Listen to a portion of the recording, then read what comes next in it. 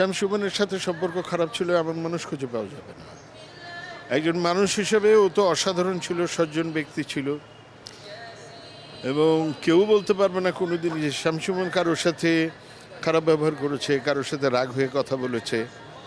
তো সহকর্মীর চাইতে একজন মানুষ হিসেবে অসাধারণ সজ্জন একজন মানুষ ছিল, বন্ধুবৎসল ছিলেন।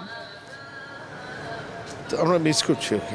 এটা খুবই খুবই কষ্টের, ওর চলে যাওয়াটা খুব কষ্টের। ওর সাথে যখনই দেখা হতো পুরোটাই স্মৃতিময় ছিল। এই দেখা হলে, বস কেমন আছেন, এই কথা বলা, আপনার ওই কাজটা দেখেছি, ওই কাজটা দেখেছি, আমাকে কাজে নেন না কেন, এই এই মানে এটা ছিল ওর একেবারেই সহজাত। আর কখনো ওকে মুখ গোমরা করে থাকতে দেখিনি, কখনো না।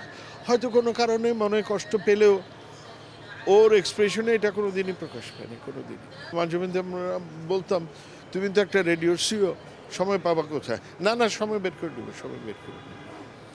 কিন্তু এই যে মজা করা, একেবারেই সারাক্ষণ যে একটা আনন্দে থাকা, এটা ছিল শামসুমানের একেবারেই সহজাত, একেবারেই চারিত্রিক বৈশিষ্ট্য ছিল। আর এটা খুবই বেদনাদায়ক, খুব বেদনাদায়ক।